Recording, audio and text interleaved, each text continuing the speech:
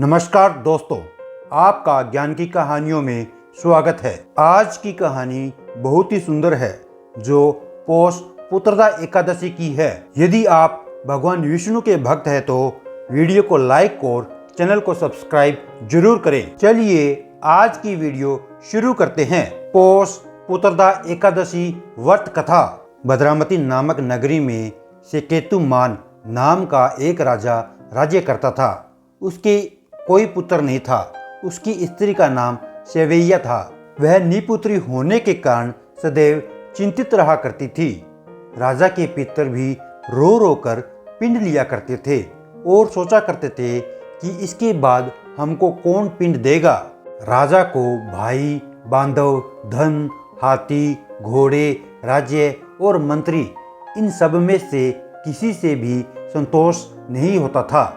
वह सदैव यही विचार करता था कि मेरे मरने के बाद मुझको कौन पिंड दान करेगा।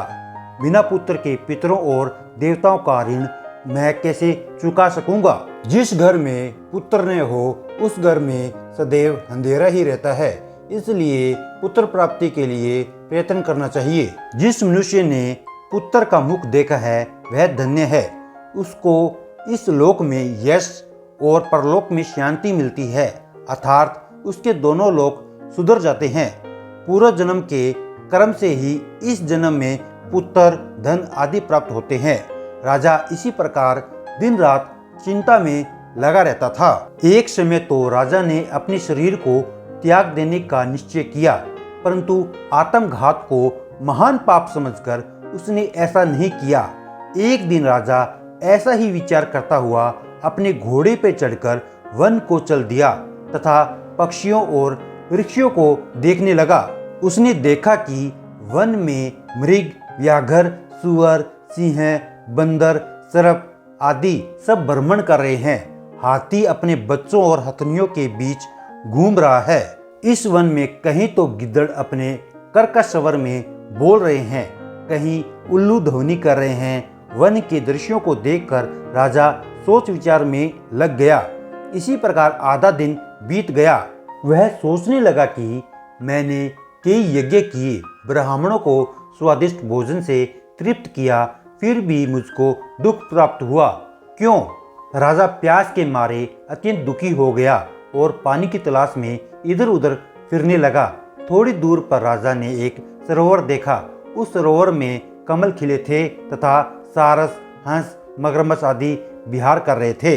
उस सरोवर के चारों तरफ मुनियों के आश्रम बने हुए थे। उसी समय राजा के दाहिने अंग फड़कने लगे।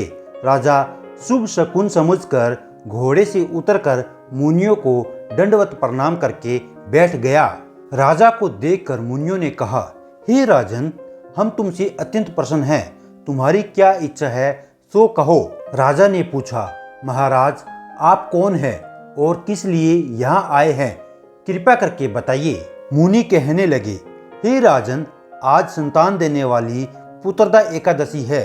हम लोग विश्वदेव हैं और इस सरोवर में स्नान करने के लिए आए हैं। यह सुनकर कहने लगा कि महाराज, मेरे भी कोई संतान नहीं है।